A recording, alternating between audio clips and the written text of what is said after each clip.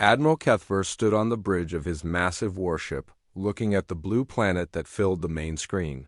His 6 arms moved across the control panels with practiced ease. The planet looked peaceful from space, with white clouds swirling over green and brown land masses. Small metal objects moved around it in simple orbits. "Report," he said to his science officer. Dr. Veltana, her purple skin gleamed under the bridge lights as she checked her readings. "The planet is called Earth by its inhabitants," she said. "The species calls itself humans. They have achieved basic spaceflight, but their technology is very primitive. Chemical rockets, simple electronics, basic nuclear energy. Nothing we haven't seen 1,000 times before." Kethver nodded. In his 300 years of service to the Zephran Galactic Empire, he had seen many worlds like this. Young civilizations that had just learned to leave their home planet were common. The Empire had contact protocols for such species. First, they would study them, then they would make contact. Finally, they would either welcome them into the Empire as servants or take their resources if they proved troublesome.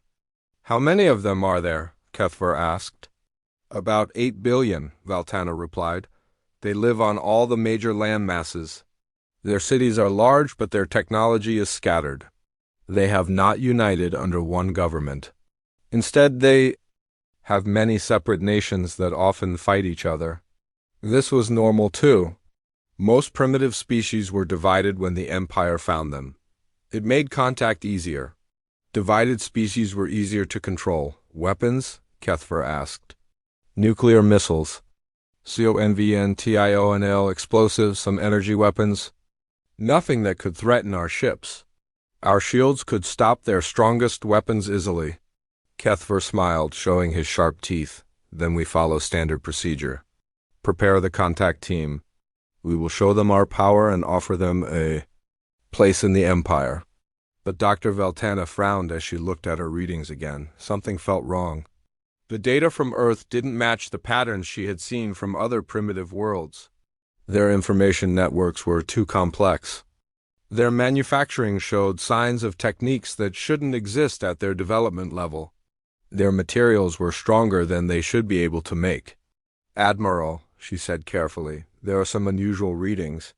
Their technology progression doesn't follow the standard pattern we see in other species." Kethver waved one of his hands dismissively. "Every species is different, Doctor. Some develop faster in certain areas. It means nothing. Prepare the contact vessel." Dr. Veltana wanted to argue, but she knew better. Admiral Kethver had brought 47 species into the Empire. He was experienced and confident. She was just a scientist. Still, the readings bothered her. Human technology seemed to have gaps and advances in strange places. The contact ship was much smaller than the main fleet. It was designed to look impressive but not threatening.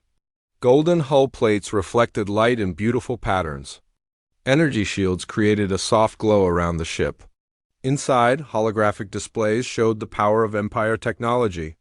The goal was to amaze the primitive species, to make them want to join the Empire. Captain Zarek commanded the contact ship. He was young for his rank but had handled first contact with 6 other species. All had gone smoothly. The primitive species had been amazed by Empire technology. They had quickly agreed to join or had been easily conquered when they refused. "Take us into their system," Zarek ordered. "Make sure our shields are visible. I want them to see our power." The ship dropped out of faster-than-light travel near Earth's moon. Immediately, alarms began sounding on the human space stations. Orbiting Earth, the humans had detected them. On Earth, emergency meetings began in government buildings around the world. But these meetings were not filled with panic as the Empire expected. Instead, calm voices discussed plans that had been prepared for decades. Dr. Sarah Chun sat in a secure room deep under the mountains of Colorado. Around her, screens showed data from sensors the Empire didn't know existed. The alien ship appeared on their displays with perfect clarity. Every detail of its construction was analyzed in seconds. "Zephran design," said Colonel Marcus Torres, studying the readings. We've seen this pattern before from the probe that crashed in 2156. The same energy signature. Same shield frequency, Dr. Chun nodded. Then we know their capabilities. Are our people ready? Old defense platforms are active but hidden, Torres replied. The orbital stations are maintaining their cover. To them, we look exactly like the primitive species they expect to find, Dr. Chun smiled. Humanity had been preparing for this moment for over 2 centuries. Ever since the first alien probe had been found, crashed in the Pacific Ocean, they had known this day would come.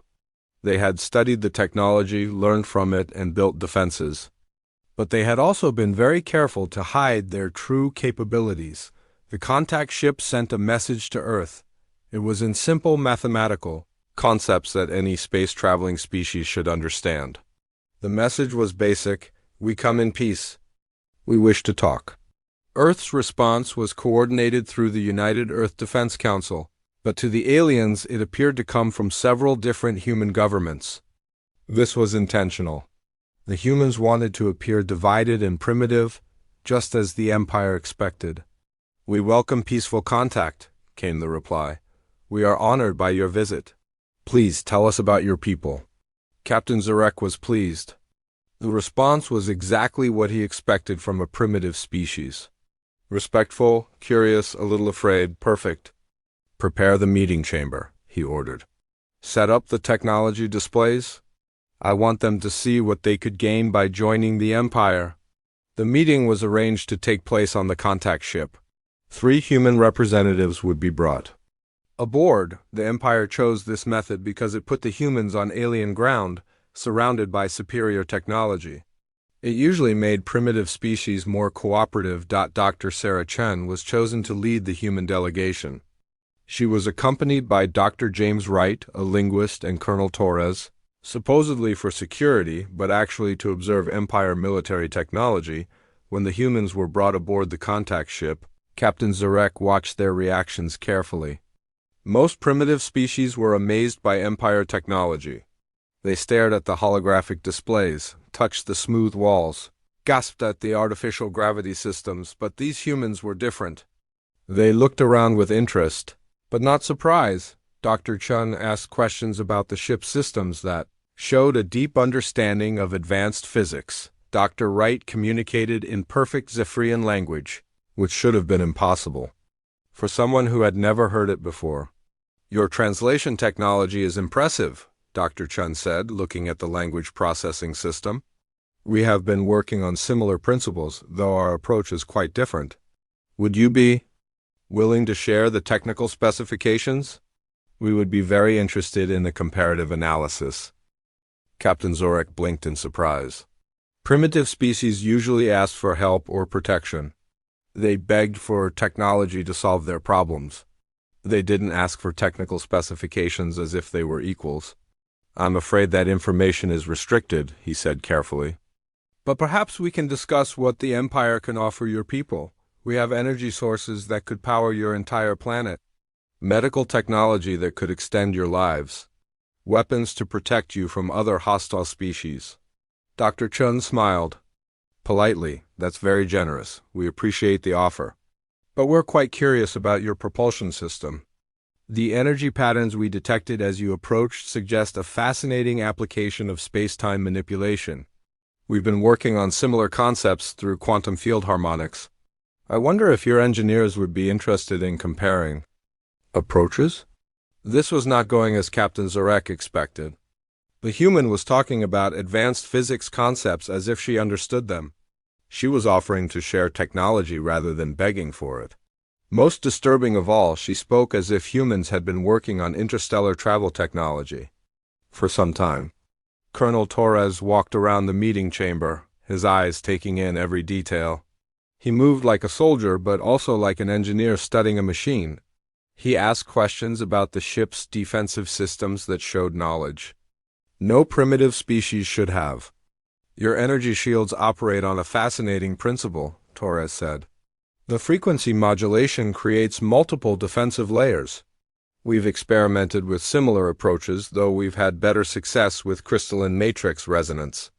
Have you tried integrating organic neural networks with your shield generators? Captain Zarek felt a chill run through his body. The human was describing advanced defensive concepts that the Empire had only recently developed. How could a primitive species know about such things? Dr. Wright was equally disturbing. He spoke several galactic languages fluently. He discussed trade routes and political situations in distant star systems as if he had been there. When asked how he knew such things, he simply said that humans were good listeners. The meeting lasted 3 hours. When it ended, Captain Zarek was deeply troubled. These humans didn't act like any primitive species he had encountered.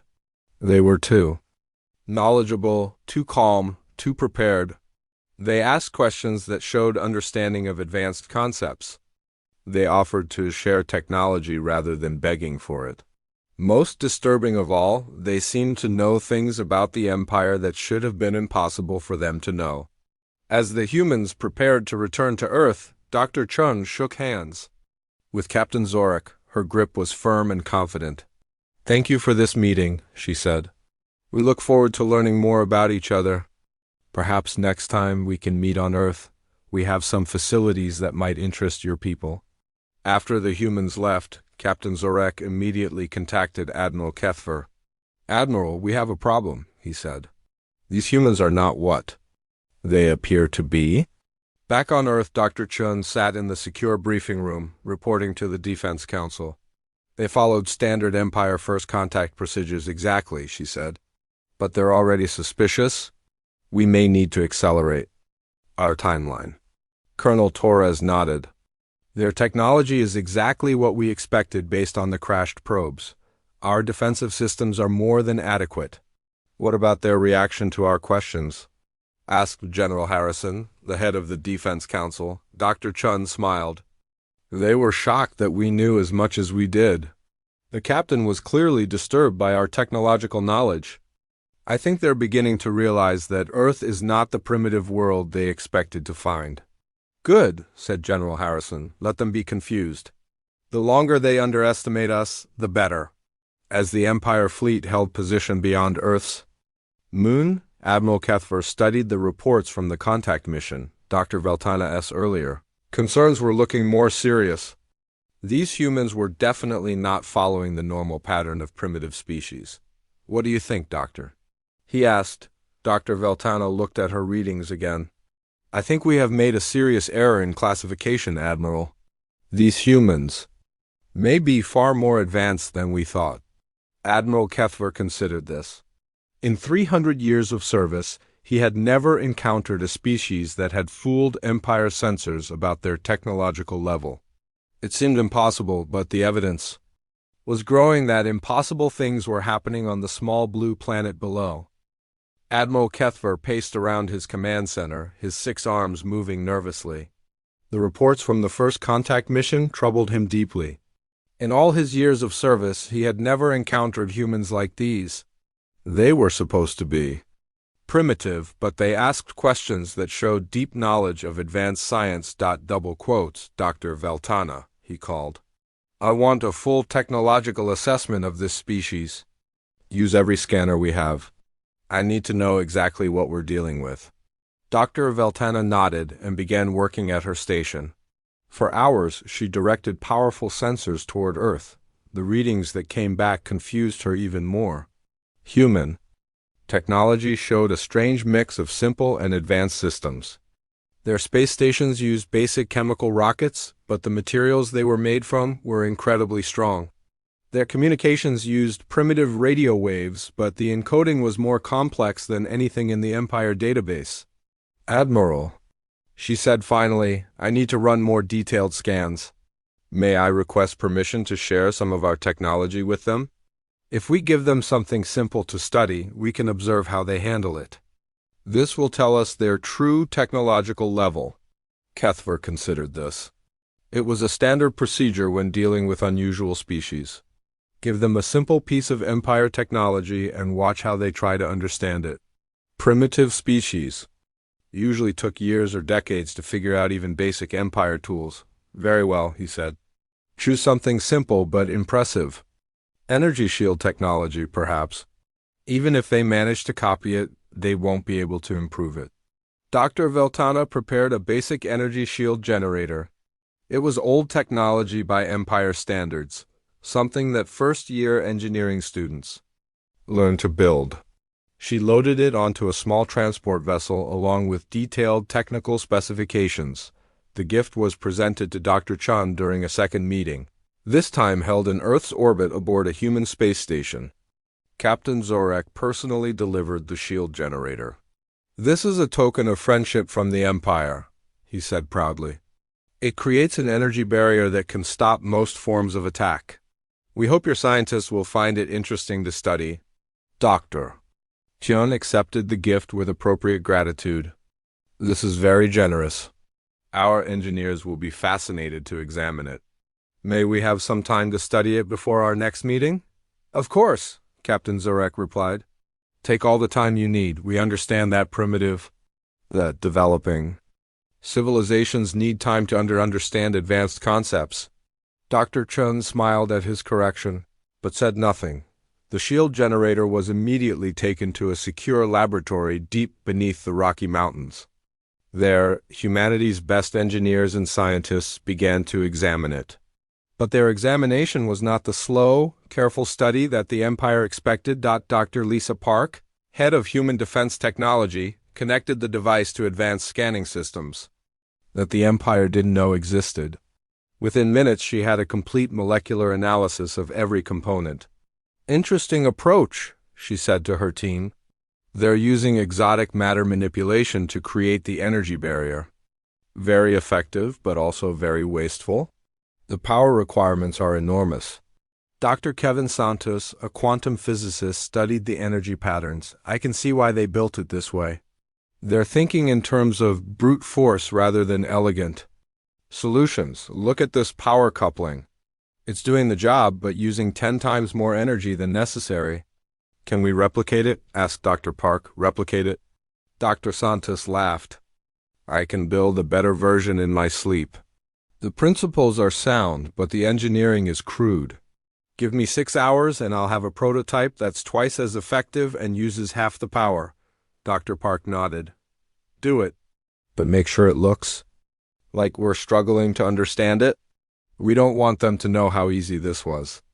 Within 12 hours, the human team had not only copied the Empire shield technology, but had built an improved version. They understood every component, every energy flow, every theoretical principle behind its operation. More importantly, they had figured out how to make it better. The improved shields used a combination of quantum field manipulation and crystalline energy focusing that the Empire had never seen. Where the Empire version created a simple energy barrier, the human version created multiple overlapping fields that could adapt to different types of attacks. But the most impressive part was how quickly they had done it. What should have taken a primitive species years to understand, humans had mastered in hours. Dr. Chun called Captain Zorek to arrange another meeting. "Our scientists have made some progress studying your generous gift," she said. "We would like to show you what we've learned and perhaps share some of our own research." Captain Zorek was pleased but not surprised. Most species made some progress when given Empire technology to study. It would probably take them decades to fully understand it, but showing early progress was common. The meeting was held aboard the human space station again. Dr. Chun led Captain Zorek and 2 Empire engineers to a laboratory section of the station. "We've been able to activate the shield generator," Dr. Chun said modestly. "It took some work, but our people are quite clever. We've also made some small improvements." She activated a control panel and an energy shield appeared around a test platform. But Captain Zorek immediately noticed something wrong. The shield was much brighter than it should be, and the energy readings were far too high. "Impossible," whispered Engineer Colton, one of the Empire specialists. "That energy output is 3 times normal levels." "How are they powering it?" Dr. Chun smiled. "We found a more efficient way to focus the energy. Instead of using brute force to create the barrier, we're using quantum field resonance to amplify the effect. It uses less power and creates a stronger shield." Captain Zorek stared at the display readings. The humans had not only copied Empire technology in less than 3 days, they had improved it significantly. This was impossible. Even Empire engineers took weeks to modify shield technology, and they had centuries of experience. How? He asked weakly. Well, said Dr. Chun, we've been working on similar principles for some time. Your approach gave us some new ideas to try. We combined your exotic matter manipulation with our quantum crystalline matrices. The results are quite impressive. She led them to another test platform. We've also been working on our own energy shield designs. Perhaps you'd like to see our approach? Without waiting for an answer, she activated another control panel. A different type of energy shield appeared, but this one looked nothing like Empire technology. Instead of the smooth energy barrier that Empire shields created, this shield seemed to shimmer and flow like liquid light. This uses organic neural network integration, Dr. Chun explained.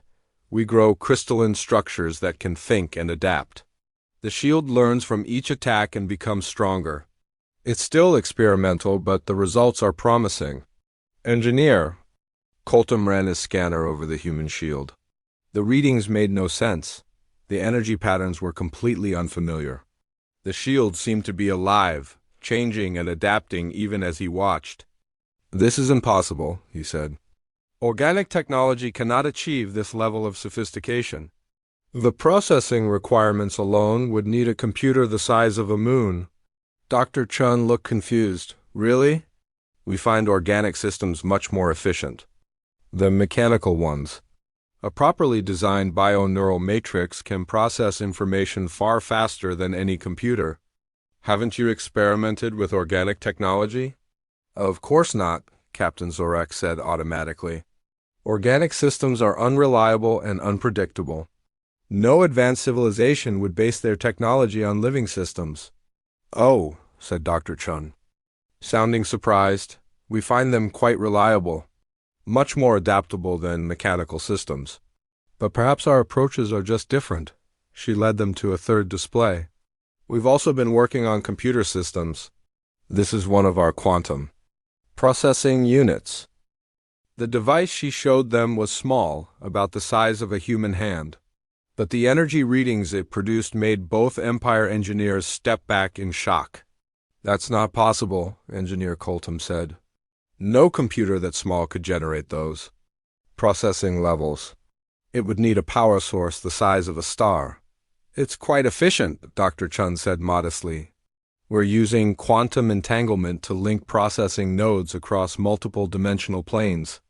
Each calculation happens in parallel, across thousands of alternate realities. The processing power is theoretically unlimited. Captain Zorek felt dizzy. The humans were describing technology that was centuries ahead of Empire science. They spoke of concepts that Empire physicists considered purely theoretical. But the devices in front of him were clearly working. How long have you been developing these technologies? He asked. Dr. Chun seemed to think about this. Well, some of the basic principles have been known for quite a while. We've been working on practical applications for, perhaps 50 years for the quantum systems, a bit longer for the organic interfaces. 50 years. The Empire had been working on quantum computing for over 1,000 years and had never achieved anything close to what the humans were showing. But your space program, Captain Zorek said desperately, you're still using chemical rockets. Your cities use primitive power sources. How can you have such advanced technology? Dr. Chun looked uncomfortable for the first time. Well, not all of our technology is at the same level. We tend to develop things as we need them, and we prefer to be careful about how quickly we advance in certain areas. Careful? Yes, well, rapid technological change can be dangerous. We've learned to be cautious about implementing new technologies too quickly. It's better to understand the implications before making major changes to society. Captain Zorek was beginning to understand. The humans weren't technologically primitive. They were technologicalicious. They had the knowledge to build advanced systems, but they chose not to implement them widely. This was a concept that the Empire had never encountered. Every species they had met rushed to implement new technology as quickly as possible. The idea of deliberately holding back technological advancement was completely foreign to them. Dr. Chun, he said carefully, what other technologies has your species developed but chosen not to implement? Dr. Chang exchanged glances with Colonel Torres, who had been quietly observing the entire demonstration. Perhaps, she said, that would be better discussed at a higher level. These decisions involve policy as well as science. The meeting ended with Captain Zareka's head spinning. He returned to the Empire fleet with reports that would shock Admiral Kethver. They copied our shield technology in 72 hours, he reported. Not only copied it, but improved it significantly. And their own technology. Admiral, I've never seen anything like it. They have quantum computers that shouldn't be possible. Organic systems that think and adapt. Energy sources that defy our understanding of physics. Admiral Kethver listened to the report in growing amazement. How is this possible? Our initial scans showed a primitive civilization? I think, Captain Zarek said slowly, that they wanted us to see a primitive civilization. I think they've been hiding their true technological level. Dr. Veltana had been studying the energy signatures detected during the meeting. Admiral, she said, I've been analyzing the data from their space station. The power systems there, using are far more advanced than anything we detected in our initial scans. It's as if they have two completely different technological bases. Two different technological bases? Yes, one that appears primitive and uses simple systems, and another that is far more advanced than our own. I think they've been deliberately showing us the primitive systems while hiding the advanced ones. Admiral Kethver sat down heavily in his command chair. In 300 years of service, he had never encountered anything like this. A species that was advanced enough to fool Empire sensors? A civilization that chose to appear primitive while possessing technology that surpassed the Empire's own. Dr. Veltana, he said finally, I want you to run a complete reassessment of human technology. Use every sensor we have? I want to know what we're really dealing with. Yes, Admiral. But I should warn you, if they've been hiding their technology this effectively, we may not be able to detect their true capabilities even with our best sensors. As the Empire fleet began more intensive scans of Earth, Dr. Chun sat in her secure briefing room, reporting to the Defense Council. They're beginning to understand, she said. The captain was clearly shocked by our technological demonstrations. They're starting to realize that we're not the primitive species they expected. How much should we reveal? Asked General Harrison. Not too much too quickly, Dr. Chun replied. We want them confused and off balance, but not so scared that they decide we're a threat. We need them to understand that we're more advanced than they thought, but not how much more advanced. Colonel Torres nodded. Their technology is impressive, but it's exactly what we expected based on the crashed probes we've studied. Our defensive systems are still more than adequate. What's our next step? General Harrison asked. Dr. Chun smiled. We let them scan U.S. more intensively. Let them discover a few more layers of our technology, but slowly. We want them to realize they've made an error in assessment, but we don't want them to understand the full scope of that error. Not yet, as the Empire struggled. To understand what they had discovered, humanity continued its careful revelation. Each new piece of technology they showed was more advanced than the Empire expected, but not so advanced as to reveal the true depths of human capability. The game of technological chess had begun, and the Empire was already several moves behind.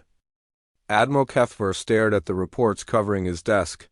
For 3 days, his best scientists had been scanning Earth with every sensor the Empire possessed. The results made no sense. Dr.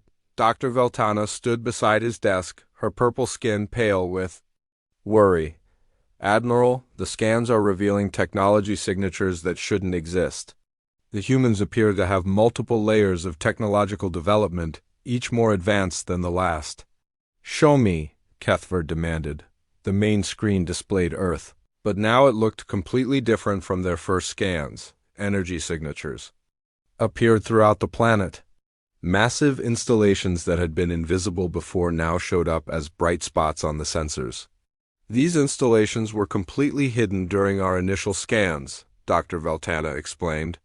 They're using some kind of stealth technology that makes them invisible to most sensors. We can only detect them now because we know what to look for. Kethver studied the display. What are these installations? Power generation, we think, but the energy output is enormous. Each one produces more power than our largest fleet generators. And there are hundreds of them. Hundreds? At least. And Admiral, that's just what we can detect now. There may be more that are still hidden. Kethver felt a chill run through his body. What about their space program? The chemical rockets? Dr. Veltana switched the display to show Earth's orbital space. The chemical rockets are real, but they're not the only things in orbit. Look at this. The screen now showed objects that hadn't appeared on their first scans. Sleek stations that looked nothing like the primitive structures they had first detected. Orbital platforms that radiated power signatures indicating advanced weapons and defense systems. How many? Kethver asked weakly. We've identified 47 major installations so far. Each one appears to be heavily armed. Their defensive capabilities ... quotes. She paused. Admiral, their orbital defense network could destroy our entire fleet. The bridge fell silent. Every officer stared at the display in shock. The primitive species they had come to contact possessed enough firepower to annihilate the Empire's most powerful battle group. There's more, Dr. Veltana continued. We've detected energy signatures that suggest they have installations beyond Earth's orbit, possibly in other star systems. Other star systems? The energy patterns we're seeing suggest faster than light travel capability, but not the kind we use. Their technology appears to be completely different from ours. Captain Zorak entered the bridge at that moment, carrying his own report. Admiral, we need to talk privately. Kethver followed him to a secure briefing room. Zorek's face was grim. Admiral, during my last meeting with the humans, something strange happened. Dr. Chun knew things she shouldn't have known. Details about Empire technology that weren't in the shield generator we gave them. What kind of details? She mentioned specific energy frequencies that we use in our propulsion systems. She asked about trade routes between Empire worlds. She knew the names of Empire species that we've never told her about. Kethver sat down heavily. How could she know such things? I think they've been watching us, Admiral. For a long time? Maybe since before we arrived in this system. Before Kethver could respond, an alarm sounded. Lieutenant Morak, the communications officer, appeared on the intercom. Admiral, we're receiving a message from Earth. They're requesting another meeting, but this time they want it to be planet-side. On Earth?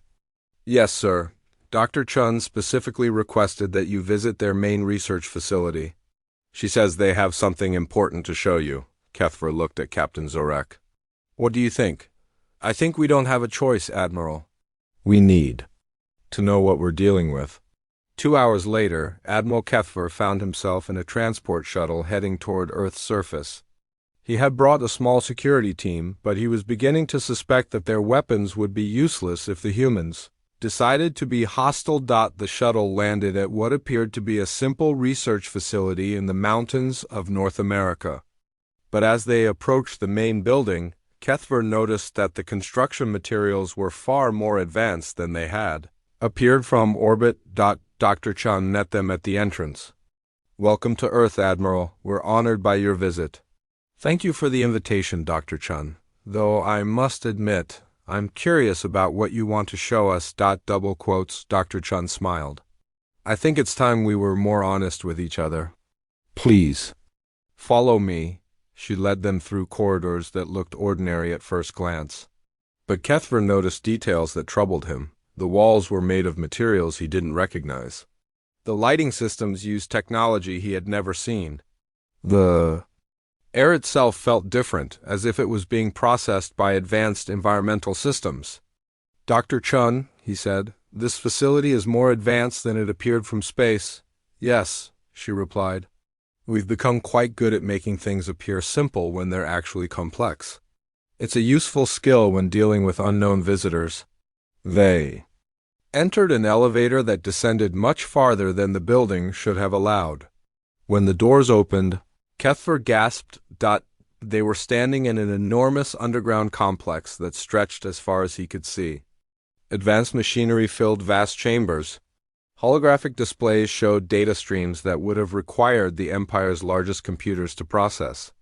And everywhere, humans worked calmly with technology that looked centuries ahead of Empire science. "Welcome to the North American Research Complex," Dr. Chun said. "One of our smaller facilities." "Smaller?" "We have 7 major research installations on Earth and many smaller ones. This one focuses on defensive technology and first contact protocols." Admiral Kethver walked through the complex in amazement. In one laboratory, humans were working with energy forms he had never seen. In another, they were growing what appeared to be living computers. In a third, they were manipulating spacetime itself. "How long has this existed?" he asked. "This particular facility was built about 60 years ago," Dr. Chun replied, "though some of our research programs are much older." They stopped at an observation window that looked into a testing chamber. Inside, a human technician was working with a device that made space appear to bend and twist around it. "Dimensional folding technology," Dr. Chun explained. "We use it for manufacturing and transportation. It allows us to create much larger internal spaces than external dimensions would suggest." That's impossible," Admiral Kethver said automatically. "Not impossible," said a new voice, "just difficult." Kethver turned to see a tall human woman approaching them. She wore a military uniform with insignia he didn't recognize. "Admiral Kethver," Dr. Chun said, "I'd like you to meet Commander Sarah Torres of the Human Defense Fleet." "Defense Fleet?" "Yes," Commander Torres said. "We've been monitoring your ship since you entered our system. Your technology is impressive, but our defensive capabilities are more than adequate to protect Earth if necessary." She led them to another observation window. This one looked out into space, but not normal space. The view showed a battle simulation where human ships engaged targets that looked exactly like Empire vessels. "We've been studying your technology for quite some time," Torres explained. "The probe that crashed in our ocean 200 years ago gave us detailed information about Empire capabilities. We've had a long time to prepare." Admiral Kethver watched the simulation in horror. The human ships moved in ways that defied physics. They appeared and disappeared at will. Their weapons tore through Empire-style shields as if they didn't exist. "This is just a simulation," he said hopefully. "Yes," Torres replied, "but an accurate one. Our actual defense fleet is considerably more capable than what you see here." Dr. Chun led them to a communications center where dozens of humans monitored displays showing star maps and energy signatures. "We've been watching galactic civilization for a very long time," she said. "We know about the Empire's expansion patterns. We know about the other species you've contacted. We know about your standard procedures for dealing with primitive civilizations." "How?" "We're very good at staying hidden and very good at gathering information. Your people aren't the only ones who travel between stars." She gestured to one of the star maps. "This shows the locations of crashed Empire probes over the past 5 centuries. We've recovered and studied 47 of them." The map showed dots scattered across a wide area of space. Each dot represented technology that the Empire thought was lost to accidents or equipment failure. "You've been stealing our technology?" "Not stealing," Dr. Chun corrected. "Salvaging. Most of these probes crashed or were abandoned. We simply found them and learned from them. It's been very educational." Admiral Kethver was beginning to understand the scope of his error. Humanity hadn't suddenly developed advanced technology. They had been studying Empire science for centuries, learning from every piece of wreckage, every abandoned probe, every careless mistake. "But why?" he asked. "Why hide your advancement? Why pretend to be primitive?" Dr. Chun exchanged glances with Commander Torres. "Come with us," she said. There's something else you need to see. They took another elevator, this one leading even deeper underground. When the doors opened, they entered a vast chamber filled with what appeared to be a three-dimensional star map. But this wasn't just any star map. It showed the entire galaxy in perfect detail. This is our strategic planning center, Dr. Chun explained. We use it to monitor galactic events. The star map showed the territories of dozens of species, including the Empire. But it also showed something else, areas of space marked in red.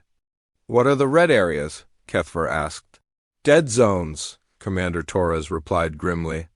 Regions where advanced civilizations once existed but were destroyed by aggressive expansion. She manipulated the display, zooming in on one of the red areas. This was the Kellyan Republic. They had achieved interstellar travel and were beginning to explore nearby systems. Then they encountered a species that decided they were a threat. The Kellyans were wiped out in less than a year. The display shifted to another red zone, the Vorthan Collective. They tried to resist an aggressive empire that wanted their resources. They fought bravely, but their technology wasn't advanced enough. Extinct. And here, she said, highlighting a third area, the Xanathi Federation. They were actually quite advanced, but they made the mistake of revealing their capabilities too early. They were seen as a threat and eliminated by a coalition of fearful species. Admiral Kethver stared at the display in growing horror. How many? In the past 1,000 years? We've identified at least 37 civilizations that were destroyed because they were either too weak to defend themselves or too advanced. For others to tolerate, Dr. Chun stepped forward. This is why we hide our advancement, Admiral. History shows that revealing advanced technology too early is dangerous. Species that appear primitive are left alone. Species that appear threatening are destroyed. So you chose to appear primitive. We chose to appear harmless while we developed the technology to protect ourselves and others. We've been watching the galaxy for centuries, learning about the various empires and species.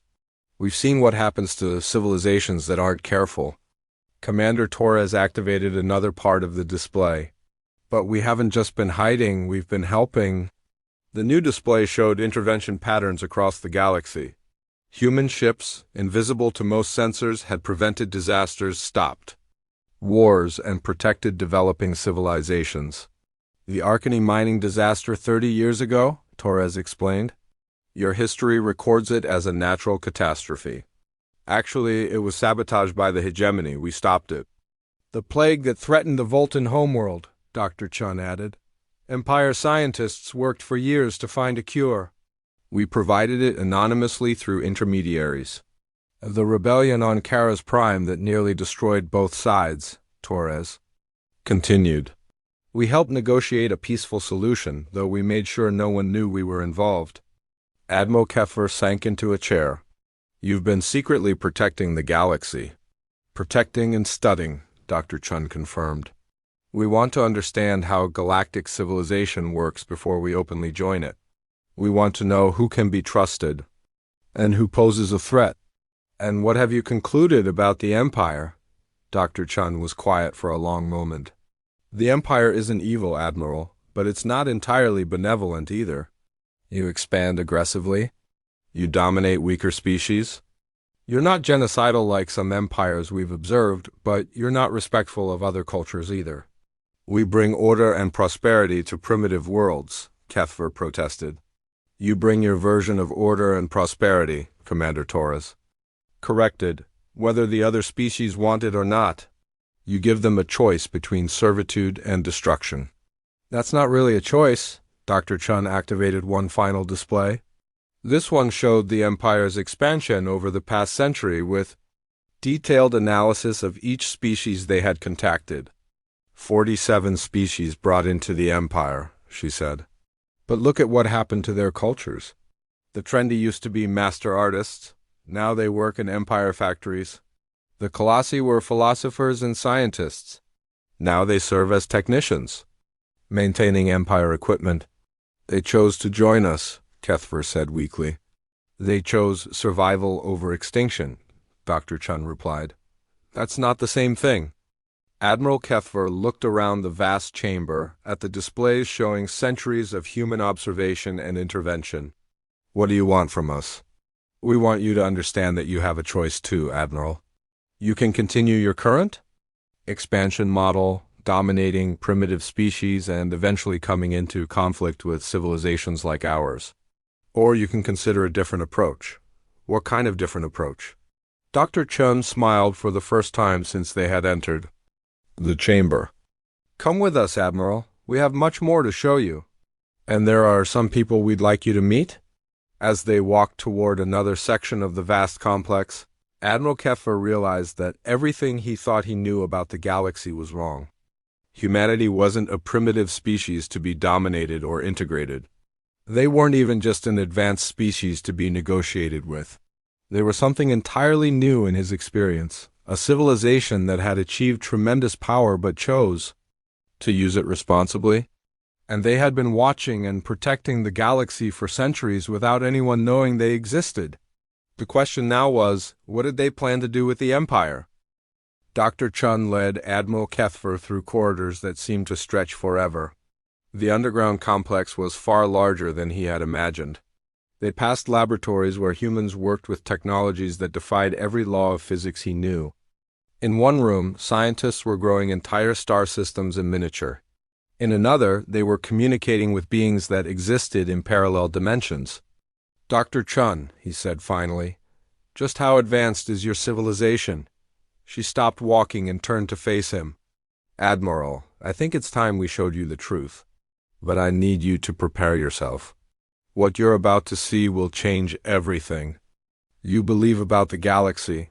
They entered an elevator that seemed to travel sideways as much as down. When the doors opened, Admiral Kethver stepped into a space that couldn't possibly exist. He was standing in what appeared to be a vast chamber, but the walls showed not metal or stone, but open space filled with stars. And those stars were moving in patterns that made no sense. Welcome to our Dimensional Operations Center, Dr. Chun said. This facility exists partially in normal space and partially in what we call fold space. The stars you see aren't just images. They're real stars viewed from multiple dimensions simultaneously. Admiral Kethver walked to what looked like a window, but as he approached, he realized he could reach through it. His hand passed through the barrier and into space itself, feeling the cold and radiation of the void. Impossible, he whispered. Not impossible, said a new voice. Just difficult to build. Kethver turned to see an elderly human man approaching. He wore simple clothes, but his eyes held depths of knowledge that made the Admiral uncomfortable. Admiral Kethver, Dr. Chun said. This is Dr. David Park, Director of Human Dimensional Research. Pleased to meet you, Admiral, Dr. Park said. I apologize for the dramatic introduction, but we wanted you to understand the scope of what you're dealing with. What am I dealing with? Dr. Park gestured toward the star-filled walls. Earth isn't humanity's only world, Admiral. It isn't even our most important world. It's our preserve, our museum, our reminder of where we came from.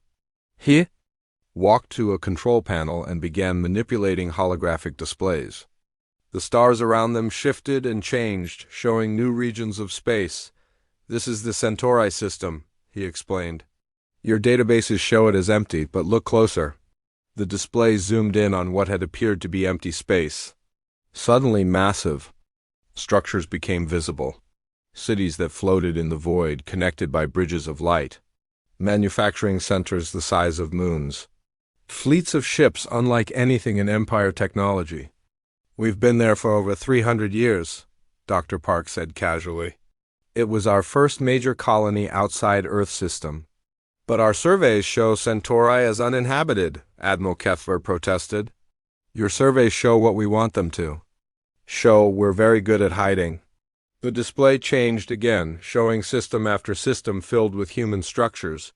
Dyson spheres that captured the energy of entire stars. Worlds that had been completely transformed into garden paradises. Space habitats that house billions of people. How many systems? Kethver asked weakly. In normal space? About 200 systems have major human populations. But that's just the beginning, Dr. Park manipulated the controls again. The display now showed something that hurt Admiral Kethver's eyes to look at directly. Geometric shapes that folded in on themselves. Structures that existed in more than 3 dimensions. We don't limit ourselves to normal space, Admiral. We build in pocket dimensions, parallel realities, artificially created space-time bubbles. While other species fight over planets and systems, we create entire universes. Entire universes? Small ones, Dr. Park said modestly, usually no more than a few light years across, but perfectly suited to our needs. No conflicts over resources? When you can simply create more space. Admiral Kethver sank into a chair that materialized behind him. How long have you been able to do this? The first pocket dimension was created about a century ago, Dr. Chun replied. But we've been preparing for much longer. Once we realized that the galaxy was full of aggressive species fighting over limited resources, we decided to find a different solution. Instead of competing for existing space, we learned to create new space, Dr. Park added. It's much more civilized. Commander Torres joined them, carrying a data pad. Admiral, we need to show you something else. Our manufacturing capabilities. She led them to another section of the impossible space. Here, raw energy was being converted directly into matter. Not just simple matter, but complex structures. Entire starships were growing from pure energy like flowers blooming in fast motion. We don't mine asteroids or strip planets, Torres explained. We convert energy directly into whatever materials we need. It's much more efficient and doesn't destroy natural environments. The energy requirements must be enormous, Kethver said. We tap directly into dimensional barriers, Dr. Park replied. The boundary between dimensions contains infinite energy. We've learned to harness tiny fractions of it. They moved to another area where humans were working with what appeared to be time itself. In sealed chambers, events were happening at different speeds. In one chamber, a forest grew from seed to maturity in minutes. In another, a complex chemical reaction was slowed down so much that individual molecular movements could be observed. Time. Differential technology, Dr. Chun explained. We can speed up or slow down time in small areas. Very useful for research and manufacturing. Admiral Kethver watched a human scientist step into one of the time-accelerated chambers. From outside, the scientist appeared to move incredibly fast, completing days of work in seconds. But from inside the chamber, time flowed normally. We use this for education, too, Dr. Park said. A student can spend years learning in a chamber where only hours pass in normal time. It allows us to accumulate knowledge much faster than other species. Knowledge, Kethver repeated. What kind of knowledge? Dr. Chun led him to yet another area. This one contained what appeared to be a library, but the books were made of light and the shelves contained entire civilizations. We preserve the knowledge and cultures of every species we encounter, she said, including many species that no longer exist. She gestured to one of the light books. This contains the complete cultural history of the Vorthan Collective. Their art, their music, their philosophy, their science. When they were destroyed, we made sure their heritage survived. You said they were extinct. Their physical civilization was destroyed, but their knowledge and culture live on here. We've done this for dozens of species that were wiped out by aggressive empires. Admiral Kethver looked around the vast library. How many? We have complete cultural records for 347 extinct civilizations, Dr. Park replied, and partial records for over 1,000 more. Why? Because knowledge should not be lost, Dr. Chun said simply. Because every species has something valuable to contribute. Because someone should remember who they were. They continued walking through the impossible facility. Admiral Kethver saw humans working with beings that clearly weren't human. Tall, crystalline creatures that communicated through patterns of light. Gaseous beings that existed as clouds of intelligent particles. Machines that had achieved consciousness. Not all species die when their homeworlds are destroyed, Commander Torres explained. We rescue individuals when we can, offer them new homes in our pocket dimensions, help them rebuild their civilizations. You're running a refugee program? Among other things, yes. We have entire dimensions set aside for refugee populations. The survivors of the Kellyan Republic live in a pocket universe we created for them. They've rebuilt their civilization and are thriving. Dr. Park led them to an observation deck that looked out into what appeared to be a completely alien universe.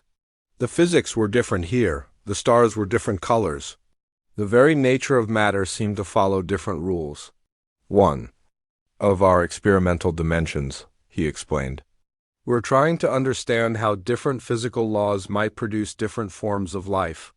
The beings that evolved here are unlike anything in our normal universe. You're creating new forms of life? We're providing environments where new forms of life can evolve naturally. It's fascinating research. They entered another area where humans were working with what appeared to be pure mathematics. Equations floated in the air as three-dimensional objects that could be manipulated by hand. Abstract mathematics research, Dr. Chun explained. We've discovered that mathematical concepts can have physical reality in certain dimensional configurations. We're learning to build with pure mathematical principles. Admiral Kethver watched a human mathematician reach into a floating equation and pull out a physical object. The object was a perfect geometric shape that shouldn't have been able to exist in three-dimensional space, yet there it was. Your technology, he said slowly, it's not just advanced. It's beyond anything I imagined was possible. We prefer to think of it as creative, Dr. Park replied. Once you stop limiting yourself to the rules that everyone else follows, amazing things become possible. They walk through more areas. Humans communicating with the fundamental forces of the universe itself. Scientists who had learned to think in 11 dimensions simultaneously. Engineers who built with the fabric of space-time as their raw material. Dr. Chun, Admiral Kethver said finally, why are you showing me this? She stopped and faced him directly. Because we want you to understand what you're dealing with, Admiral. Your empire has encountered something that's never happened in your history. You've made contact with a post-singular civilization. Post-singular? A civilization that has transcended the normal limitations of physics, space, and time. We've moved beyond competing for resources because we can create resources. We've moved beyond territorial expansion because we can create territory. We've moved beyond the normal rules that govern galactic civilization. Dr. Park joined them. Your empire is powerful, Admiral.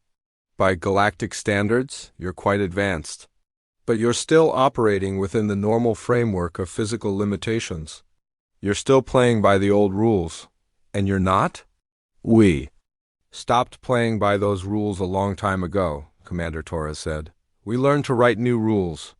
Dr. Chun activated a final display. This one showed the galaxy as the Empire knew it, but overlaid with the true extent of human civilization. The hidden colonies, the pocket dimensions, the alternate realities where humanity existed. This is why we remained hidden for so long, she said. Not because we were afraid of other species, but because we didn't want to disrupt the natural development of galactic civilization. We've been watching, learning, helping when we could, but staying out of the way. Until now. Your empire has reached a point where hiding is no longer the best option. You're encountering civilizations that are more advanced than you realize. You're making mistakes that could lead to catastrophic conflicts. Admiral Kethver stared at the display showing the true scope of human civilization. It dwarfed the Empire completely.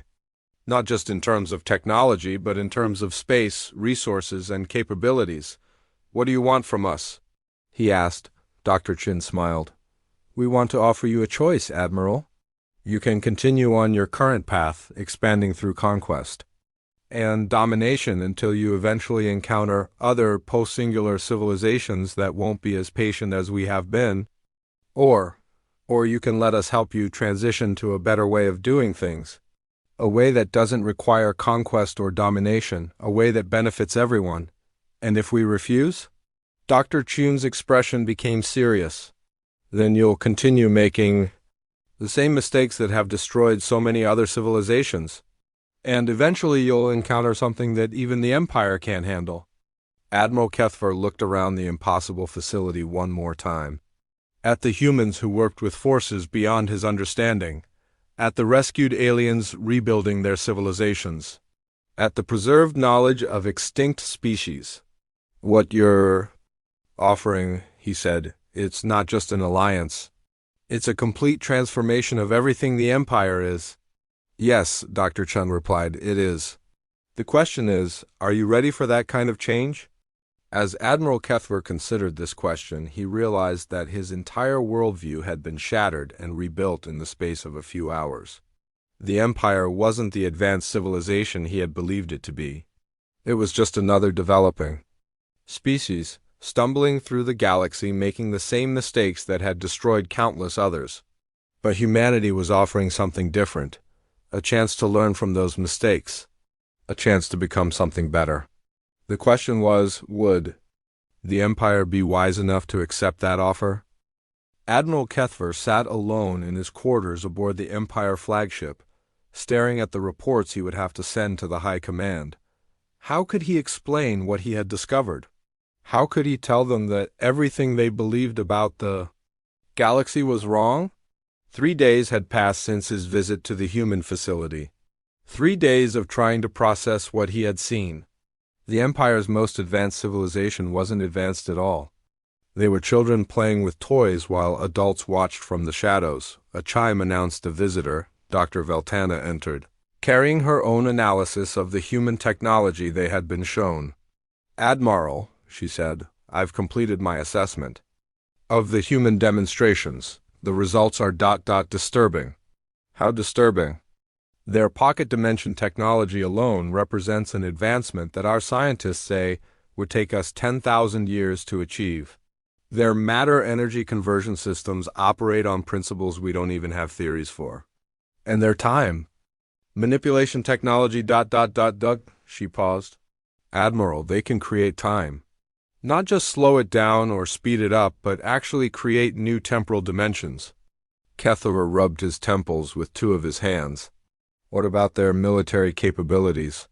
Based on what we observed, they could destroy our entire battle group without leaving their home system. Their defensive systems operate outside normal space-time. Our weapons would never reach them. And their true territorial extent? Dr. Veltana activated a holographic display. If their claims are accurate, they control more space than the rest of the galaxy combined. But it's not space as we understand it. They've created their own reality to expand into. The door chimed again. Captain Zorik entered, looking exhausted.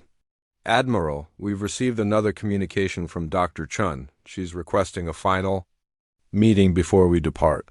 She says there are other representatives she wants you to meet. Kethver considered this. Other representatives? She didn't specify, Admiral. But she emphasized that this meeting would determine the future relationship between humanity and the Empire. An hour later, Admiral Kethver found himself back in the human facility, but this time in a different section. Dr. Chun met him at the entrance, but she wasn't alone. Admiral, she said, I'd like you to meet some friends of ours.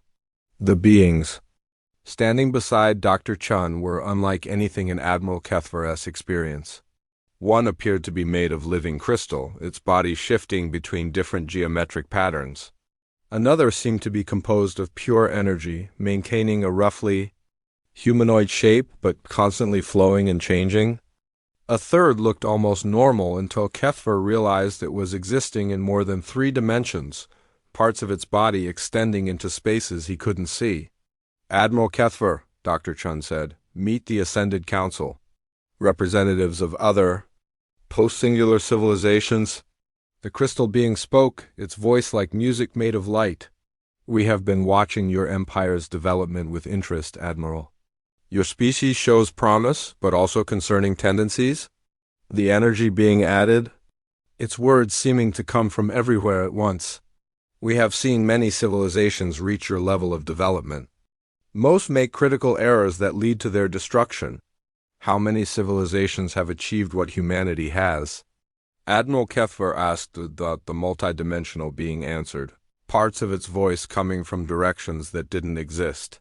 In this galaxy alone, there are 47 post-singular civilizations. Throughout the universe, the number is beyond counting.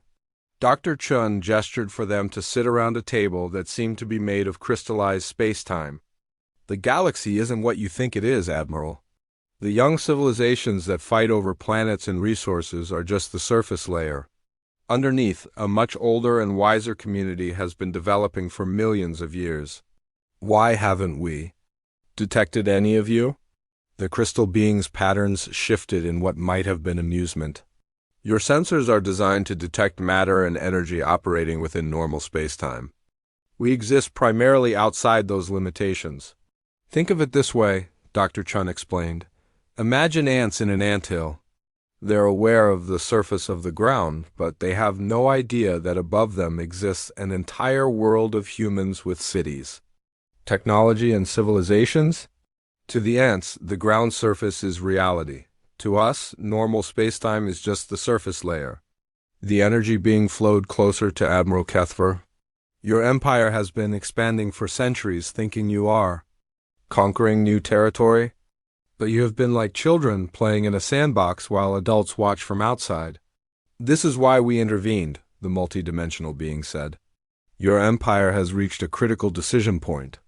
Continue on your current path, and you will make the same mistakes that destroyed the hegemony, the dominion, and countless others. What mistakes? Dr. Chen activated a holographic display showing the history of galactic civilizations. Aggressive expansion works for a while, Admiral. You conquer primitive species, absorb their resources, grow stronger, but eventually you encounter something you can't conquer. The display showed civilization after civilization rising to power through conquest, then suddenly disappearing. The Zephran Empire controlled a quarter of the galaxy at their peak, the crystal being explained. They had the most powerful military in known space. They thought they were invincible. What happened to them? They tried to invade a system that was home to a post-singular civilization, Dr. Chun replied. The entire Zephran Empire was erased from existence in a single day. Erased? Not destroyed, the energy being clarified. Erased. As if they had never existed. The post-singular civilization they attacked decided that the Zephran were too dangerous to be allowed to continue existing, so they removed them from the timeline. Admiral Kethver felt a chill run through his body. Can you do that? We can, Dr. Chun said simply. But we prefer not to. It's a last resort for civilizations that pose existential threats to others. The multidimensional being continued the explanation. This is the trap that catches aggressive civilizations, Admiral. The more powerful they become, the more likely they are to encounter something even more powerful. And post-singular civilizations do not tolerate threats. So why haven't you eliminated the Empire? Because you're not a threat, Dr. Chun replied. You're just young and making mistakes. There's a difference between evil and ignorance. The crystal being's patterns shifted again. Your empire has the potential to become something better. Your species shows creativity, adaptability, and a capacity for growth. These are valuable traits. What are you offering us? Dr. Chun leaned forward. We're offering to guide your transition from a conquest-based civilization to a development-based one.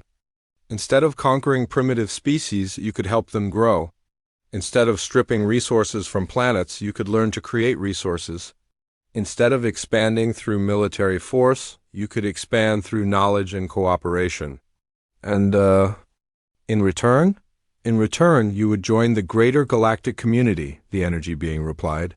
You would have access to technologies and knowledge that would advance your civilization by millions of years. You would be protected from the threats that destroy younger civilizations. What threats? The multidimensional being answered. Rogue artificial intelligences that have consumed entire star systems. Dimensional parasites that feed on the life force of whole civilizations. Ancient weapons left behind by extinct species that activate randomly and destroy everything nearby. The galaxy is far more dangerous than you realize, Dr. Chun added. Your empire has been lucky so far. But luck runs out eventually. Admiral Kethver of this information.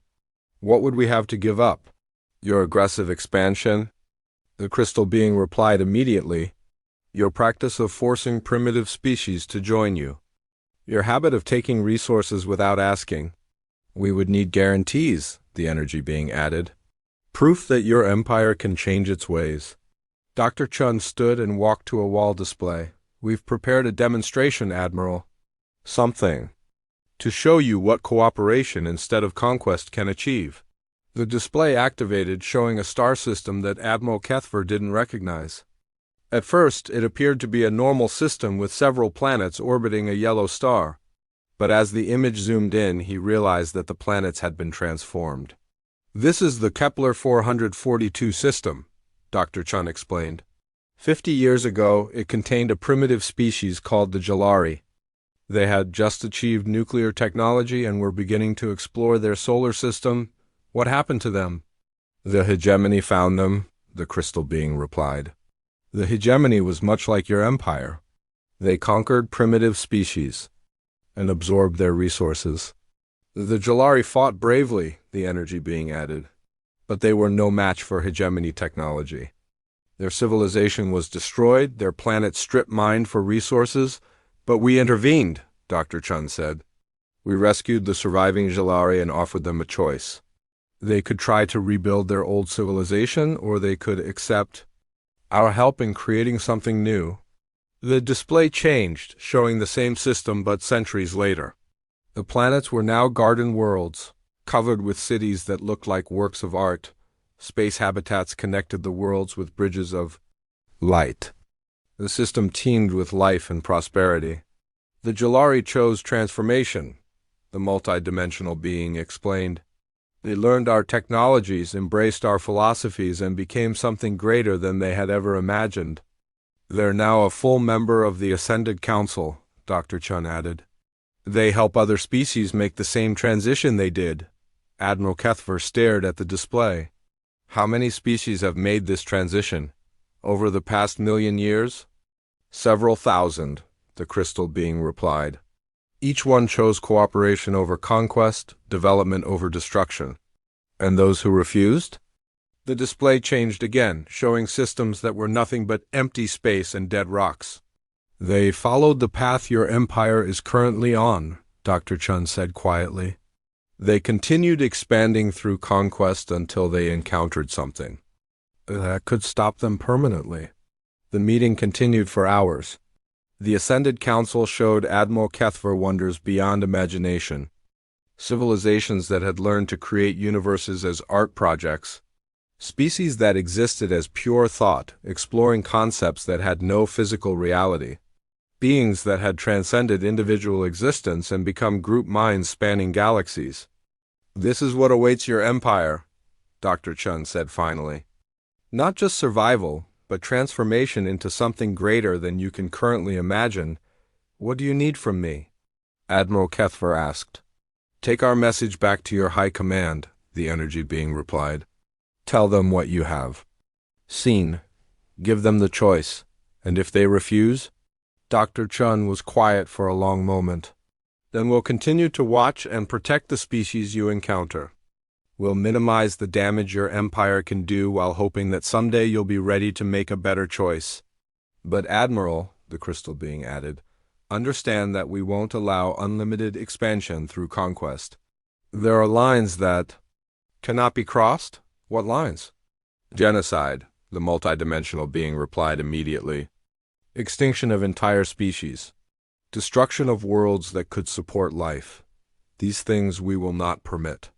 Admiral Kethver returned to his ship with his mind reeling. How could he explain to the High Command that their mighty empire was just a small child playing in a universe of adults? How could he convince them to abandon the very principles that had made the empire great? But as he began drafting his report, he realized he had no choice. The empire could continue on its current path and eventually be destroyed by forces beyond their comprehension. Or they could accept humanity's offer and transform into something greater. 6 months later, Admiral Kethver stood in the high command chambers on the Empire capital world. Around him, the greatest leaders of his civilization debated the most important decision in their history. "You're asking us to abandon everything that made us strong," argued High Commander Velkoth. "Our military might, our expansion, our dominance, over lesser species. I'm asking you to exchange temporary strength for permanent survival," Kethver replied. "The humans and their allies aren't offering conquest. They're offering evolution." High Commander Zarali leaned forward. "And if we refuse? If we tell these humans to leave us alone? Then we continue as we are until we encounter something that can destroy us," Kethver said bluntly. "And according to the humans, that encounter is inevitable." The debate continued for days. Some leaders wanted to fight, to test the humans' claims about their superior technology. Others wanted to negotiate, to find some middle ground. But gradually a consensus emerged. High Commander Velkoth finally stood. "Admiral Kethver, contact the humans. Tell them the Empire accepts their offer." The transformation began slowly. Human advisors worked with Empire scientists to develop new technologies. Post-singular civilizations shared knowledge that advanced Empire understanding by centuries. Most importantly, the Empire's approach to other species began to change. Instead of conquering primitive worlds, the Empire began protecting them. Instead of stripping resources, they learned to create what they needed. Instead of forcing other species to join them, they offered genuine partnership. Dr. Veltana, now heading the Empire's new cooperative development program, stood beside Dr. Chun as they watched the first graduation ceremony of the Enhanced Sciences Academy. "The students are learning faster than we expected," Dr. Chun observed. "Your species has remarkable adaptability." "We had good teachers," Dr. Veltana replied, "and strong motivation to change."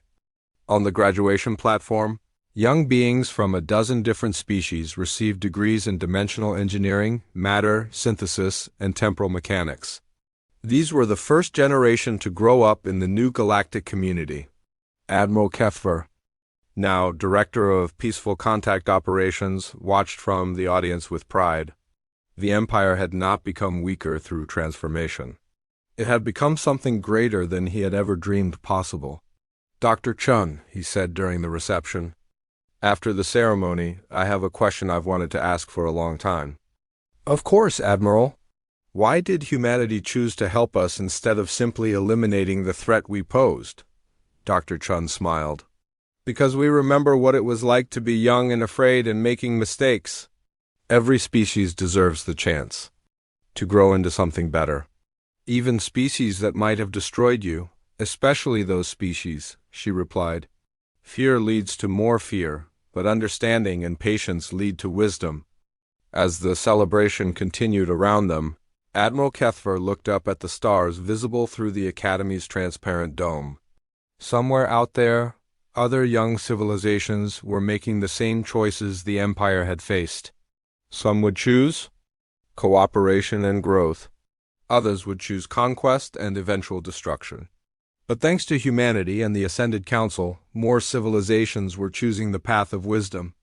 The galaxy was becoming a safer, more cooperative place. "Dr. Chun," he said, "what's next for the Empire?" "Next, you help us contact other aggressive civilizations. Share your experience.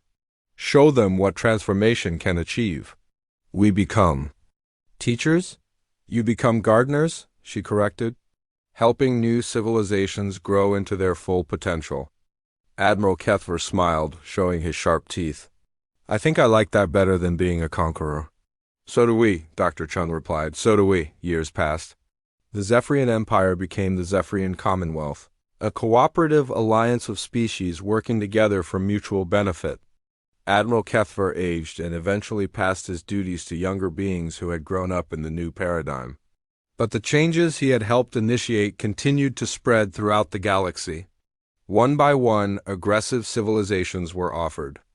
The same choice the Empire had faced. Some accepted and transformed.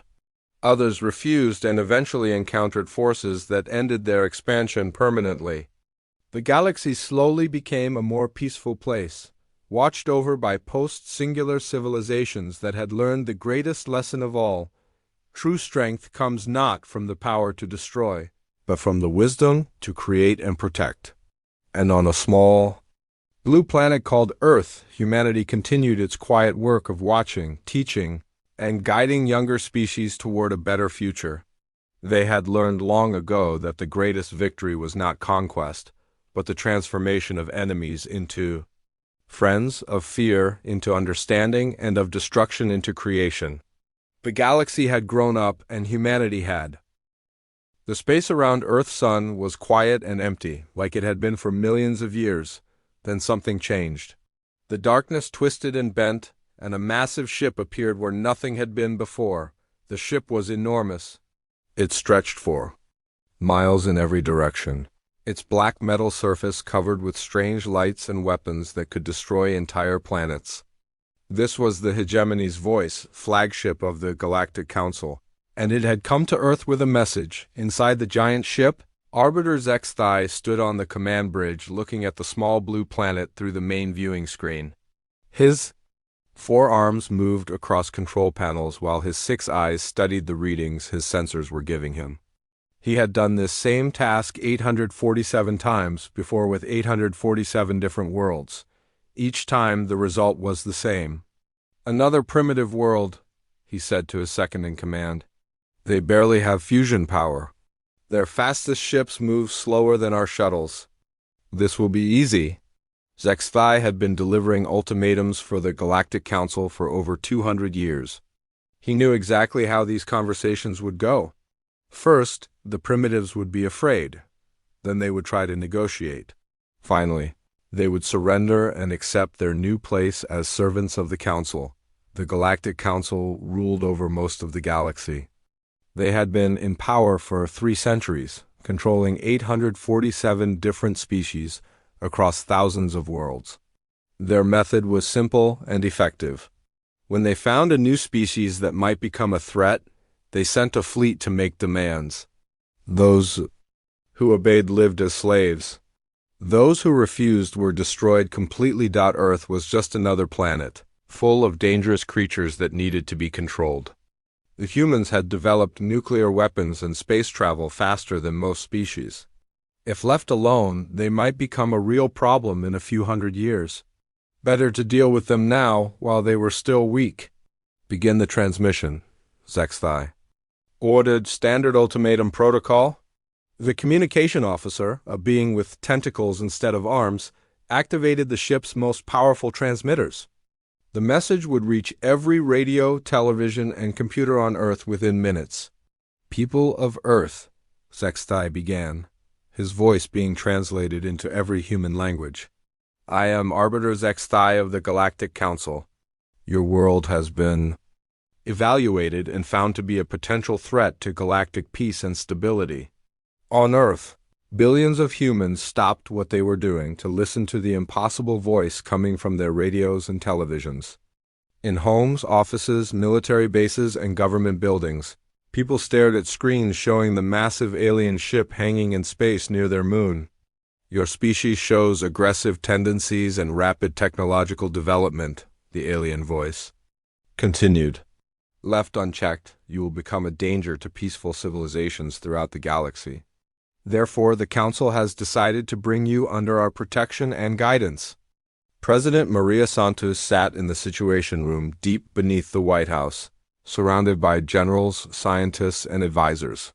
She had been expecting this day for 60 years, ever since radio telescopes first detected artificial signals from other star systems.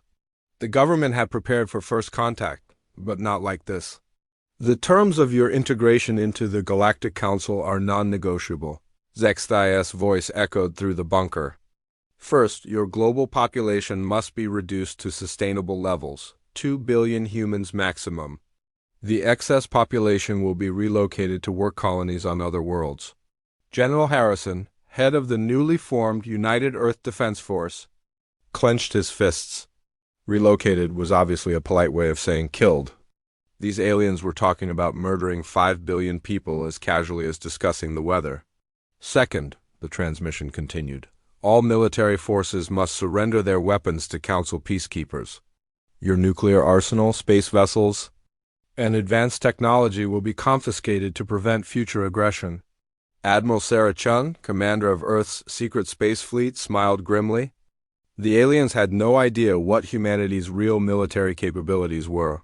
For 60 years, Earth's governments had been preparing for this moment. The ships and weapons they could see were just the tip of the iceberg. Third, your world will provide tribute to the Council. 60% of your planet's resources will be harvested annually to support the greater galactic community. This includes metals, food, water, and manufactured goods. Dr. Elizabeth Warren, head of the Advanced Physics Search Division, shook her head. The aliens were demanding that humanity become slaves. They wanted to take most of Earth's resources, kill most of its people, and force the survivors to work for their conquerors. You have 72 standard hours to accept these terms, Zephran announced. Failure to comply will result in the complete sterilization of your planet. This is not a negotiation. This is your only chance for survival. The transmission ended, leaving Earth in stunned silence. Then the panic began. On the hegemony's voice, Zephran settled back in his command chair and waited. This was always the most interesting part. Some species immediately surrendered. Others tried to fight with primitive weapons before giving up. A few attempted to negotiate for better terms, not understanding that the Council never compromised. Sir, his communications officer reported, we're receiving thousands of transmissions from the planet. Most appear to be distress calls and surrender offers from individual governments. As expected, Zephran replied, any response from their primary leadership? Not yet, sir. Though our sensors are detecting increased military activity across the planet. Their fusion reactors are powering up, and several primitive spacecraft are leaving their orbital stations. Zephran laughed, a sound like grinding metal. Let them scramble. Their entire military could not damage one of our escort ships. Continue monitoring and prepare the standard response for any aggressive action. What Zephran did not know was that humanity had been preparing for this exact scenario for decades. The moment radio telescopes detected signs of galactic civilization, secret programs had begun developing technologies that did not officially exist. While the world's attention focused on conventional space programs and military forces, the real work happened in hidden laboratories, deep underground and in secret facilities on the far side of the moon. Admiral Chun stood in the command center of Omega Base, built inside a hollowed-out asteroid in Earth's outer solar system. Around her, hundreds of technicians worked at stations monitoring the most advanced technology humanity had ever created. Status report, she ordered. All stealth systems are operational, reported Commander Torres. The alien sensors show no indication they've detected our real fleet positions. Quantum manipulation drives are fully charged, added Dr. Kim from the physics station. We can maintain dimensional phase for up to 6 hours of combat operations. Exotic matter weapons are armed and ready, confirmed Weapons Officer Jackson. Gravitational disruptors, quantum torpedoes, and phase cannons are all green across the board. Admiral Chun nodded. For 60 years, humanity's best scientists had worked in absolute secrecy to develop weapons and defenses based on theoretical physics that most of the world thought was still science fiction. They had assumed that any alien civilization capable of interstellar travel would be centuries or millennia ahead of human technology.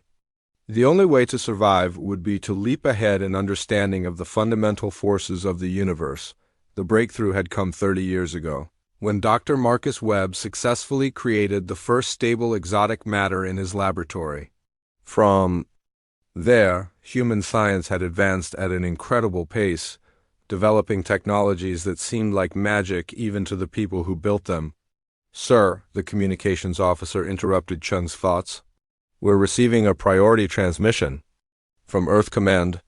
President Santos appeared on the main screen, looking tired but determined. Admiral, the alien ultimatum is exactly what we expected. Are your forces ready? Yes, Madam President. All units are in position and awaiting orders. Then proceed with Operation Prometheus. Show these aliens what happens when they threaten Earth. Chun turned to her crew. You heard the president. Begin phase 1. Make them think we're panicking. Across Earth's solar system, hidden human ships began to move, but only the old, obvious ones that the aliens could see. Nuclear-powered vessels that looked primitive and desperate launched from Earth's moon and Mars bases. They headed straight for the Galactic Council fleet in what appeared to be a hopeless attack on the hegemony's voice. Alarms began sounding as sensors detected the approaching human ships. "Sir," the tactical officer reported, 23 primitive. "Vessels are approaching our position at maximum velocity. They appear to be armed with nuclear weapons and kinetic projectiles." Zephran sighed. This was the most boring part of any conquest. The primitives always tried one desperate attack before. Surrendering. Activate point defense systems. Destroy them all. Make it quick and clean so the survivors understand the futility of resistance. The Council's defensive weapons fired and the human ships exploded in brilliant flashes of light. It was over in minutes. Not one human vessel survived to return. "To Earth, excellent," Zephran said. "Now transmit the standard message about the consequences of aggression. Their leaders should be ready to surrender within the hour." But instead of surrender, Earth sent a very different message. Admiral Chun's face appeared on the main screen of the hegemony's voice, her expression calm and confident. "Arbiter Zephran," she said. "This is Admiral Sarah Chun of the United Earth Defense Force. We have received your ultimatum and considered your terms." Zephran leaned forward in his chair. Most primitive leaders were terrified during first contact. This human showed no fear at all. "Our response is simple," Chun continued. "We reject your demands completely. Earth will not surrender, will not pay tribute, and will not reduce our population to satisfy your requirements." "Impossible," Zephran muttered. "Their entire attack fleet was just destroyed." Chun's image smiled. "Those ships you destroyed were just a test of your defenses. We wanted to see how you fight before showing you how we fight. Thank you for the demonstration." The alien commander felt something he had not experienced in 2 centuries of conquest. Confusion. You cannot be serious. Your civilization barely has fusion power. You pose no threat to the Galactic Council. "You're absolutely right," Chun replied. "We are no threat to your council. We are something much worse. We are the end of your council. We are the death of everything you represent. And in approximately 10 minutes, we are going to demonstrate exactly why you should never have come to our star system." The transmission ended, leaving Zephran staring at a blank screen. "Sir," his sensor officer called out, "I'm detecting massive energy readings throughout the system, sources unknown. The signatures don't match any known technology." For the first time in his long career, Arbiter Zephran felt afraid. Admiral Chen's transmission ended, and the bridge of the hegemony's voice fell silent. Zephran stared at the empty screen where the human woman's confident face had been moments before. In 200 years of delivering ultimatums for the Galactic Council, no primitive species had ever spoken to him with such certainty. "Sir," the communications officer said nervously, "should we prepare the planetary bombardment systems?" Zephran's 4 arms moved across his control panels as he considered the situation. The humans had just lost their entire visible fleet in minutes. Their planet had no significant defenses that his sensors could detect. Yet their military leader had spoken as if she held all the advantages. Not yet, he decided. Let's see what these primitives think they can do. "All ships maintain current positions but raise shields to 50%. Activate long-range sensors. I want to know about every piece of debris larger than a pebble in this system." The Galactic Council fleet consisted of 12 massive warships, each one capable of destroying entire civilizations.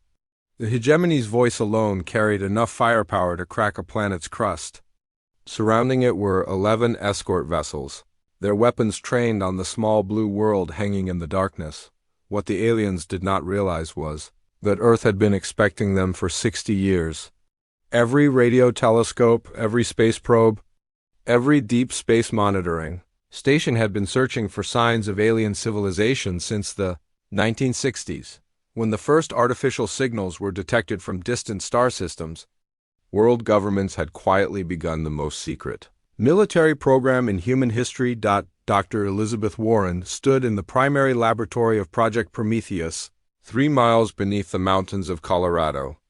Around her, the most advanced technology ever created by human hands hummed with barely contained power. Exotic matter reactors that bent the laws of physics. Quantum computers that processed information from dimensions that technically did not exist. Weapons that could manipulate the fundamental forces of the universe. Status report, she called to her team of scientists and engineers. All dimensional anchor points are stable, reported Dr. Kim. The stealth field is holding at maximum efficiency. Enemy sensors show no detection of our true fleet positions. Quantum interference generators are operating normally, added Professor Martinez. We're successfully masking the energy signatures of all Phase 2 technology, Dr. Warren nodded. The deception was working perfectly. For 3 days, while the alien fleet had been approaching Earth, humanity's real weapons had been charging their exotic matter cores and preparing for battle. But to the Council's sensors, it appeared that Earth was defenseless except for the primitive nuclear vessels they had already destroyed on the bridge of her flagship, the UEDF Retribution. Admiral Chin watched displays showing the positions of both fleets. The alien ships were arranged in the standard Council intimidation formation. Their weapons pointed at Earth like the fingers of an accusing god. They were confident, relaxed, certain of their superiority. They had no idea that 37 human warships were already in position around them, invisible and waiting for the order to attack. These were not the crude fusion-powered vessels the aliens had destroyed. These were ships that existed partially outside normal spacetime, powered by exotic matter reactors that generated more energy than Earth's sun. Admiral, reported Commander Torres from the tactical station, all stealth ships report ready for combat. Quantum phase generators are fully charged. We can maintain dimensional displacement for 6 hours of continuous battle. Excellent, Hyun replied. Communications, open a channel to Earth Command. President Santos appeared on the main screen. Her image transmitted through quantum entanglement communicators that were impossible for the aliens to intercept or detect. Admiral, the alien fleet is exactly where our intelligence predicted they would be. Are you ready to proceed with Phase 2? Yes, Madam President, all units are in position. The enemy has no idea what's about to happen to them. Santos nodded. Grimly, then God help us all. Begin the demonstration. Hyun turned to her crew.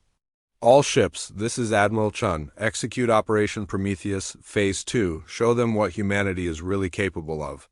Across the solar system, human ships that had been hidden in the shadow dimensions began to power their weapons. But they did not attack immediately. First, they had to maintain the deception a little longer. On Earth, launch facilities that the aliens could easily detect began firing missiles. Hundreds of primitive nuclear rockets streaked toward the Council fleet, their crude guidance systems, making them easy targets for alien point defense. Sir, the tactical officer on the hegemony's voice reported, massive missile launch from the planet's surface. Estimated 1,200 nuclear warheads inbound. Zextai laughed. 1,200? These primitives are more desperate than I thought. Activate all point defense systems. Show them how futile their weapons are. The Council fleet's defensive. Lasers began firing, creating a spectacular light show as nuclear missiles exploded harmlessly thousands of miles away from their targets. The aliens treated it like target practice, their weapons destroying human missiles with casual efficiency. What they did not notice was that each missile explosion created a brief burst of exotic radiation that interfered with their sensors. For a few seconds at a time, their ability to detect objects in space was reduced. It was not much, but it was enough. Hidden within those brief sensor blind spots, the real human fleet began to move.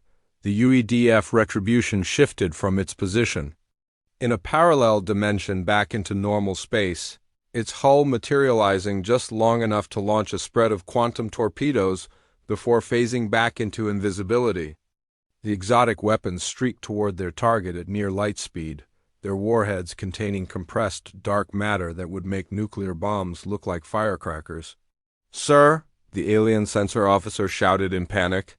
"Unknown energy signatures detected. Multiple contacts appearing and disappearing throughout the system." Zephran's 6 eyes focused on his tactical display. For just a moment, his sensors had detected something that should not exist. Ships that appeared from nowhere, fired weapons that defied known physics, then vanished again before his targeting systems could lock onto them. "Impossible," he muttered. "Run full spectrum analysis. I want to know what we're dealing with."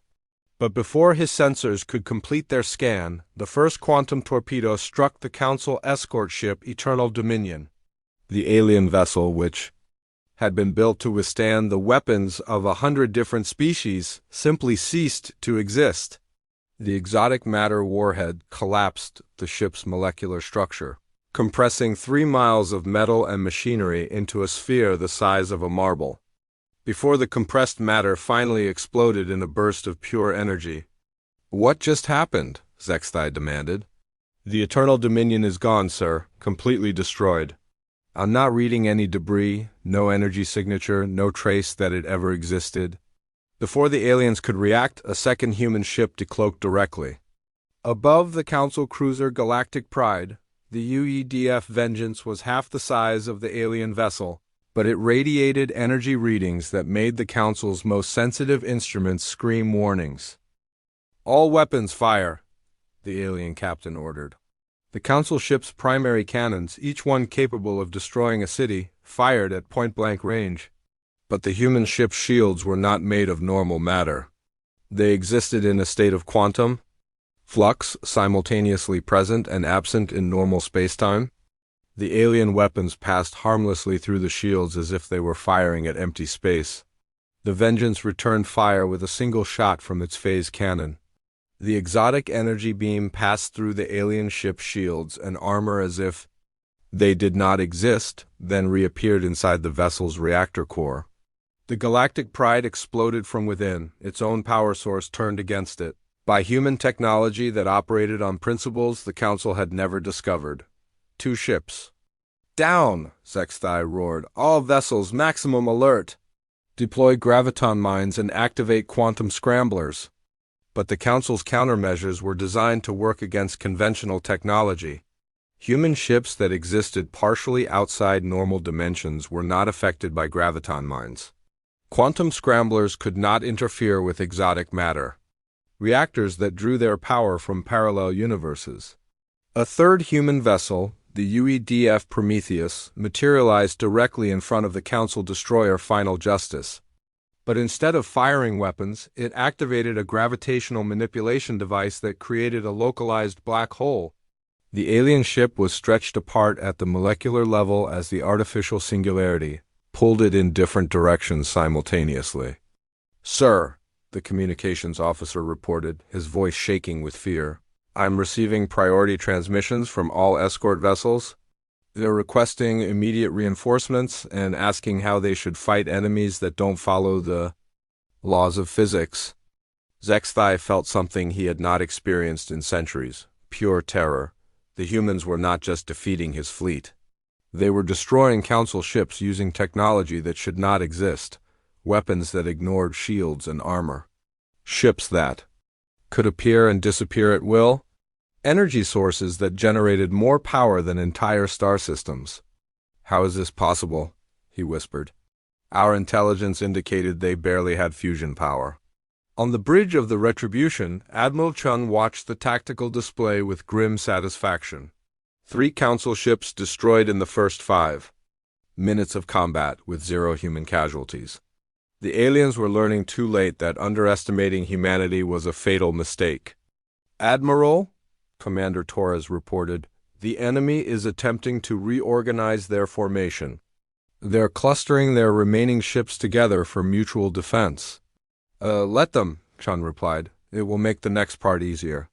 All ships, prepare for final phase, target their flagship." The UEDF fleet began to decloak around the hegemony's voice, 37 human, Warships materialized in a perfect sphere around the massive alien vessel, their exotic weapons trained on their target from every direction.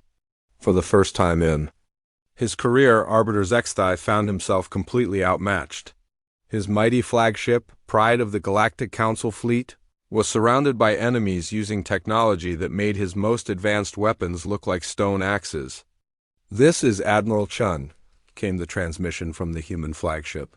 "Arbiter Zephran, you came to our system to deliver an ultimatum. Now we have one for you. Surrender immediately, and we will consider allowing some of your crew to survive. Long enough to deliver a message to your council." Zephran's hands trembled as he realized the full scope of the deception. Humanity had never been primitive. They had been preparing for this confrontation for decades, developing weapons that operated on principles his civilization had never even discovered. The desperate nuclear attack had been a diversion to mask the movement of their real fleet. "You tricked us," he said, his voice barely a whisper. "No," Chun replied, her voice cold as space itself. "We simply let you see what you expected to see. Your council has conquered 847 species using the same tactics every time. Show overwhelming force, demand surrender, destroy anyone who resists. You became predictable. And predictable enemies are dead enemies." The human fleet tightened its formation around the hegemony's voice. In the next few minutes, Zephran realized his mighty flagship would join the growing debris field that had once been the Council's most powerful fleet. But first, the humans wanted him to understand exactly how completely he had been outmaneuvered. The space around the hegemony's voice looked like a graveyard. Where 12 proud Council warships had been minutes before, now only twisted metal and glowing energy clouds remained. The flagship hung alone in the darkness, surrounded by 37 human vessels that seemed to bend light around their hulls. Arbiter Zephran stood frozen on his command bridge, his forearms gripping the sides of his chair as he tried to understand what had happened to his fleet. The most powerful military force the Galactic Council had ever assembled had been destroyed in less than 20 minutes by a species that was supposed to be primitive. "Sir," his tactical officer whispered, "all escort vessels are gone. We're detecting no survivors, no escape pods, no distress beacons. It's like they were completely erased from existence." Admiral Chun's voice echoed through the alien ship's communication system. "Arbiter Zephran, this is your final warning. Surrender now, or share the fate of your escort fleet." Zephran looked at his weapons officer, a being with 6 arms and scales instead of skin. "Can we fight them?" The officer's scales had turned pale with fear. "Sir, our weapons cannot penetrate their shields. Our sensors cannot track their movements. They appear and disappear at will, and their energy weapons ignore our armor completely. We have no tactical options remaining." "Then we run," Zephran decided. Emergency jump to hyperspace. Maximum speed back to Council space. "I'm trying, sir," the navigation officer reported, "but something is interfering with our jump drive. The hyperspace field is unstable. We cannot achieve translation." On the human flagship